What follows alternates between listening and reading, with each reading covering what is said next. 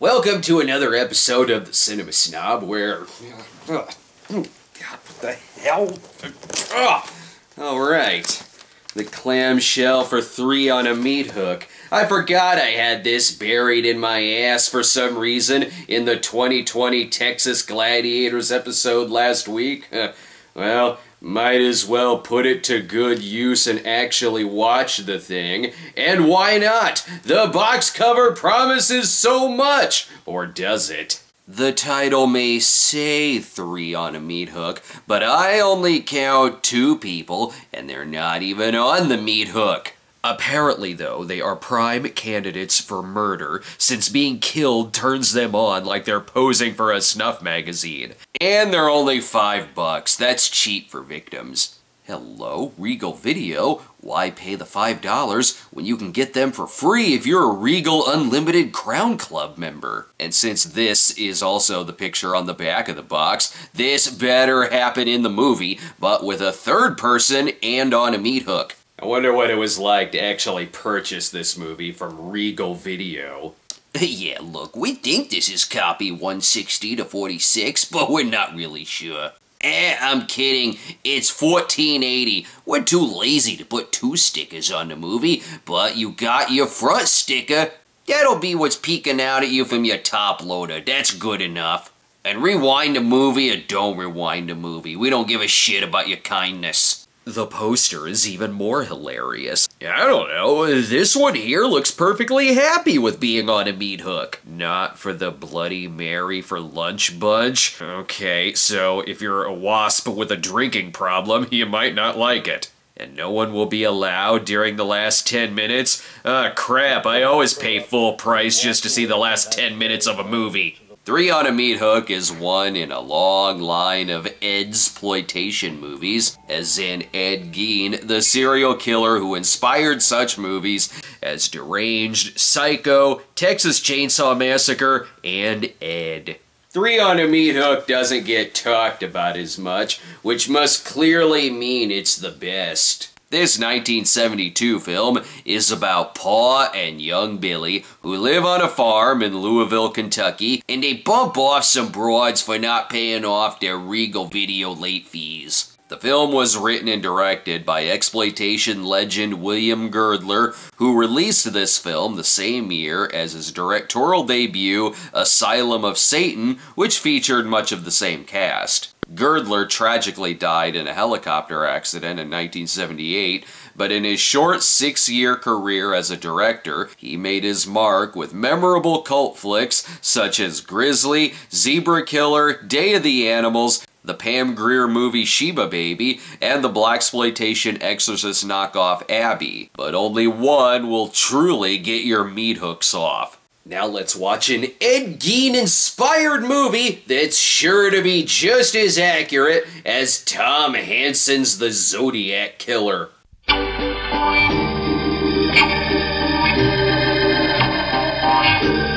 Serial killers really are a good reason to break out the old dramatic soap opera music stinger. Ha! So dramatic!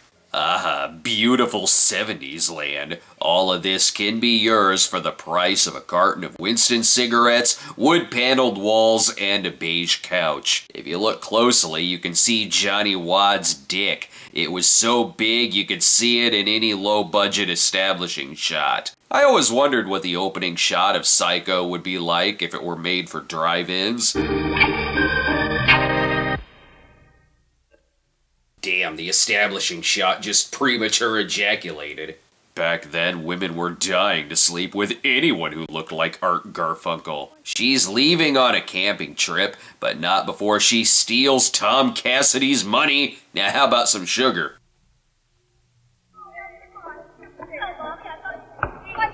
Ugh, give me the box cover. It's way more appealing to look at. Now she and the girls are off to find the dirtiest spot in the lake to swim naked.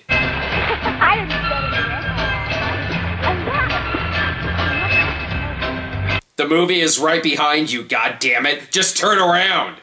They found the one lake in 1972 not infested with killer frogs or dead bodies shot by David Hess. This is why slasher killers needed to be invented. It gets boring watching people skinny dip for hours. Murderers are just maintaining proper campground health codes. Though killers were a little less subtle in the early years.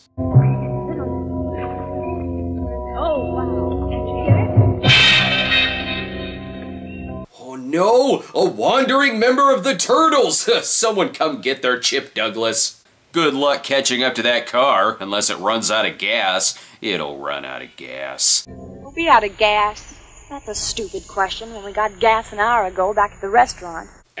Is the camera also out of gas? What the hell is going on? I can't see anything! Well, ladies, you can either become a wax sculpture and tourist trap, or have rats crawl into your stomach in the orgy castle. Take your pick. This good Samaritan has already filled his raping quota for the night, so the girls should be fine. Yeah, I reckon you could stay with me and Paul. At least till the station opens in the morning. I see no problem with this. And the title is 3 on a meat hook, and there's 4 of them, so he can't kill them. It would go against the title. Even though she is perfect for a victim in a 70s exploitation movie. She's as tan as the film stock. Pa is gonna love you. What's all this? The car broke down a few miles up the road. I hope we're not intruding. You come up here, minute, son. He's in big trouble. Pa just wants to wear dead Ma's robe in peace. All this stuff is gonna look great in a Midwest antiques mall 30 years from now. Anyway, where's Pa? What do you mean, boy? You just pick up those 4 girls on the side of the road? I couldn't leave them there alone. All of them might have been there all night. You get those girls out of here and you get them out right now. The actors are behind you. Again, just turn around. Why does the cameraman keep getting lost? Ah, there they are. I don't want to be unreasonable, but you know what happens to you when you get around women, and it must never happen again. He forces them into a karaoke night and then makes their ears bleed when he performs Saturday in the Park. Damn you and your nonstop evils, 1972. The girls are allowed to stay, which is good. They were about to skinny dip in the sink. They introduce themselves, not like it matters. I'm Billy. Billy Townsend. Billy has a problem with blackouts, much like the movie. Pa is played by Charles Kissinger, who must have pissed off someone at IMDb, because they really want you to know he's dead. Luckily, they found something to eat, considering Billy's fridge is mostly filled with half-drank cans of Ham's draft beer and packages of bologna. This may be a house of horrors, but they did invent the concept of Airbnbs. What is it about 70s bedrooms that look like everything is held together by moths joining arms? I bet the girls are gonna get a great night's sleep! Oh no, her bubbles are dead. Can't tell if still watching 3 on a meat hook or opening scene from Amityville Horror. Not that it matters. They're all gonna die anyway. Sorry, but in 1972, phones were just paperweights. They didn't actually work.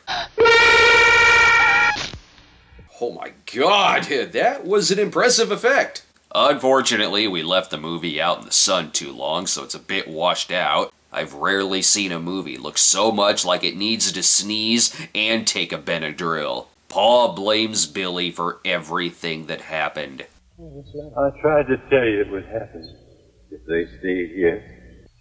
Why didn't you listen to me, son? Maybe you should have this conversation when you've both had a few extra hours sleep. Even the rooster is still snoring. He finds the horrifying mess from last night. Ew, that water has to be really cold by now. On the plus side, she doesn't have to sleep with this guy again. Pa gives Billy some money so that he can leave to severely pad out the film. That leads to the brilliant second act of the movie, seeing him go shopping, and hell, why not just go see The Graduate? Hell, at this point, just stop the movie and simply play The Graduate.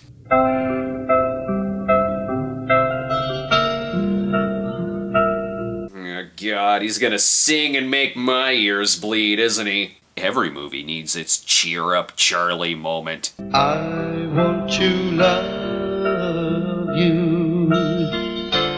If only there was a Twitter account called One Perfect 70s Shot. This would work. And if you think it isn't gonna show the band that's singing this song... But you gotta be free, can't you see? You gotta be free. Of course it does! It's an early 70s exploitation movie. Why wouldn't it cut to a lounge act for no reason? This is a group called American Express, with no E at the beginning of Express. Someone needs to host a horror movie concert to end all concerts. It would contain the American Express, the Fantastic Mercy from Mr. No Legs, both of which headlining for the great Johnny Charo from Another Son of Sam, all under the superb management of Mr. Lee Mundy from Bummer. Don't let this small talk from the waitress fool you. The band isn't done yet.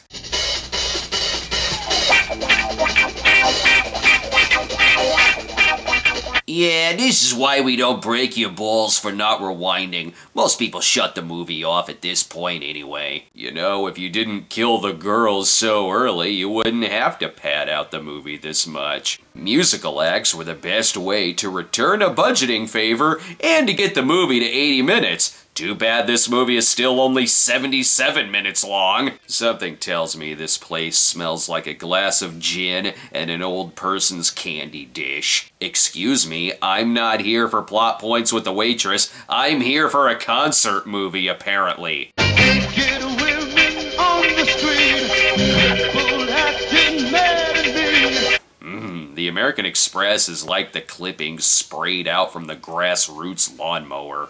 Oh God, what happened? Did I get drunk and sleep with a whole movie of my cousin's rock band? I brought you too many drinks, and you passed out.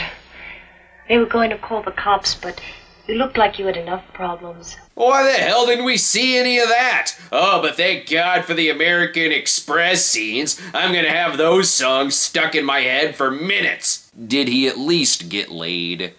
Did we do anything? No.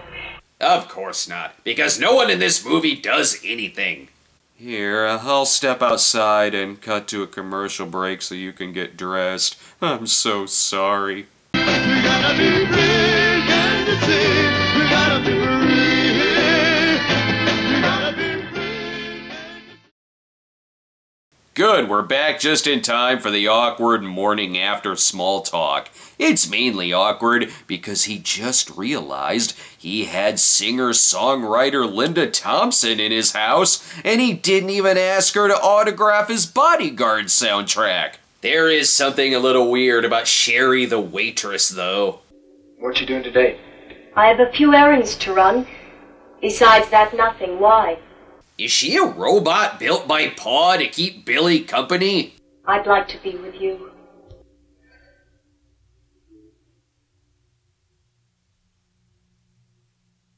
Oh, never mind. She's a light. I suppose they do look like a couple of swingers. Just because it's a playground doesn't mean a wave of dust won't come through to make you cough up a piece of shag carpeting. I think we can move on from the swings now.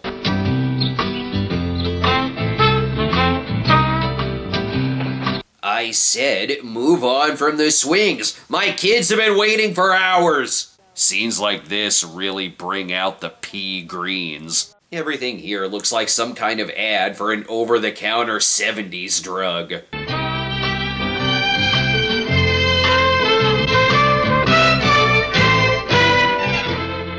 Hell, if you ask me, the possible killers seem more trustworthy than the waitress. I'll see you Sunday morning. I might bring a friend out with me. Wow, they really are ripping off everything from Psycho.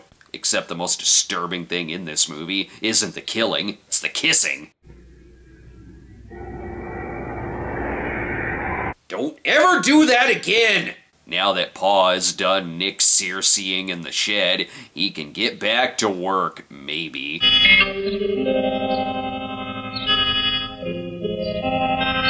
I'm sorry, what am I looking at? Is the Roadrunner severely lost? I made us dinner, son. Meatloaf made from dead girls and a side of mashed Crisco. Not only did we get to see Billy's night, but now we get to see him tell his dad about it.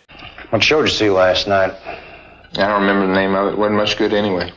Okay, did 3 on a Meathook just throw shade at The Graduate? Are you upset that it didn't just cut to a Simon and Garfunkel concert halfway through? None of this murdering would have happened if you saw one of them good God-fearing movies like God Bless the Broken Road. Or is it old-fashioned? Boy, ain't you ever gonna learn?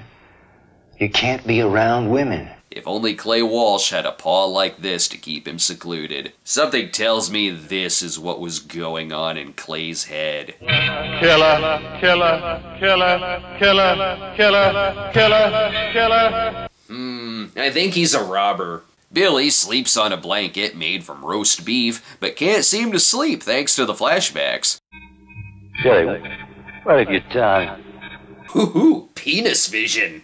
Son and Pa have a full day of nothing happening. Billy's gonna poke things with a pitchfork, and Pa's gonna slowly stroke a book of sheep's wool for 4 hours in peace. You know, boys, eventually the termites holding up this farm are gonna die, and you'll need to sell this place off. Not like you have any animals here, you barely have conversations.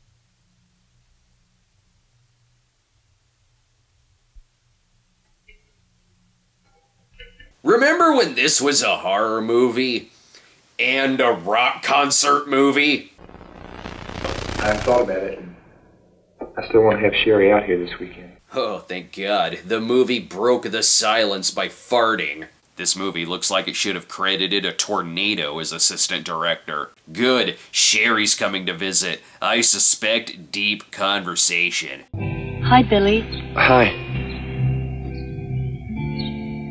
Don't mind Billy, he's just posing for his folk rock cover album before he opens for American Express next weekend. I was hoping you'd bring another friend, but we're still supposed to have 3 on a Meathook. This movie takes time out to sell me a warm can of Grain Belt beer.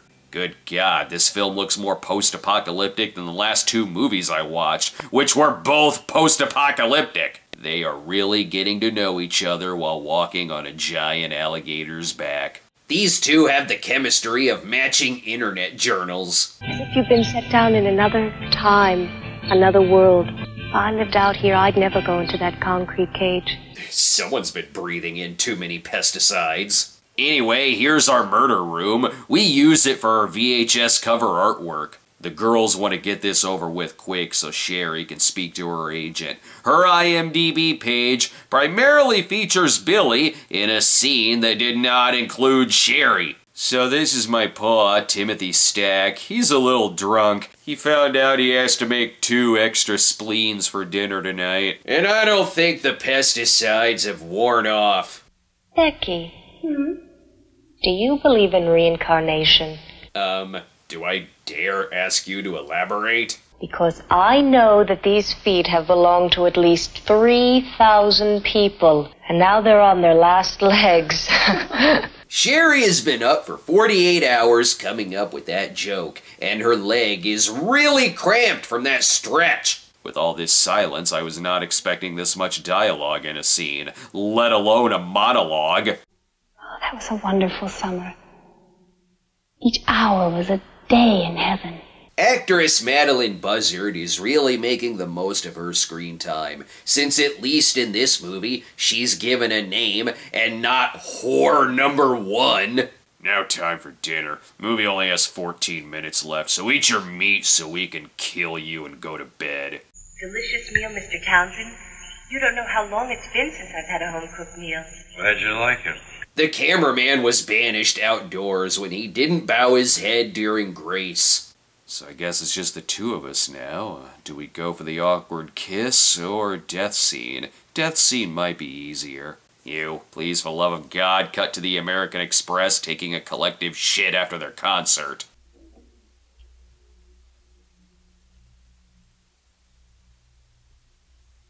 Or just cut to a lamp. That works too. Ugh, could you stop having sex downstairs? It's giving me nightmares. Oh, thank God, a killer. Sweet relief. My God, Paw is the killer. The next morning, she's frantically looking for Becky, who she might have eaten for breakfast.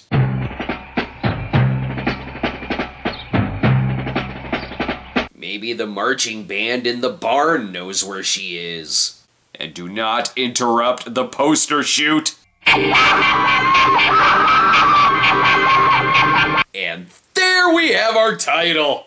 Ah, sure, go inside for seconds. I know what a real hero would do in this situation. I'll tell you what we're gonna do. We're gonna go inside, we're gonna pretend like nothing happened, and we're gonna be nice fucking house guests before we get the fuck out of here. Never mind. I guess I would have done the same thing. Just let the situation work itself out. Whoa. I know that I've seen Psycho before, but still, huh? If this were more random, the dead body would claw one of their crotches off like at the end of Pieces. If you have questions, all will be explained extensively. Billy, your father was motivated by love for your mother. Look, just recite word for word the last scene from Psycho so we can get this over with.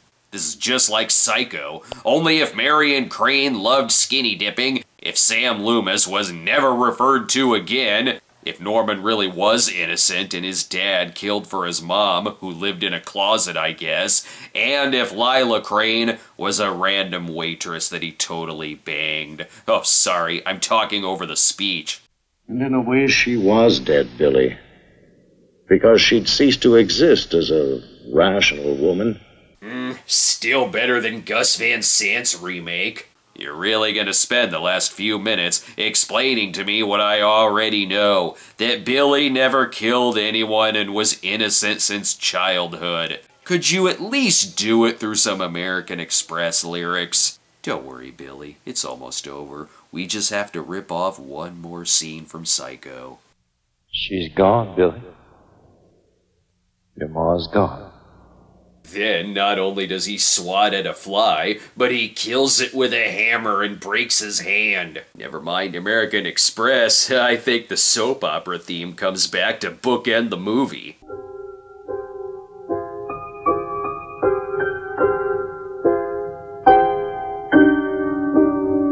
Well, that was a dark episode of The Young and the Restless. Sure, that was less an Ed Gein-inspired movie and more just a blatant Psycho ripoff. But regardless if you've seen Psycho or not, you still don't really need to see the movie because the back of the box spoils the hell out of it. Here, I'll sum it up for you. The villain Charles Kissinger meets a fate similar to Tony Perkins in Psycho. Thanks. Nice to know that the box and Anthony Perkins are on a casual name basis with each other. I hear that Tony calls the movie Three Meats. The box might as well tell you that, hey, yeah, it's a lot like Deranged and Texas Chainsaw Massacre, so just rent those instead.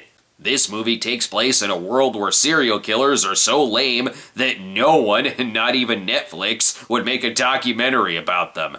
But any introduction to the great William Girdler is a fine introduction indeed. Plus, it's hard to dislike any movie that takes place in the JCCU. That's right, the Johnny Charo Cinematic Universe.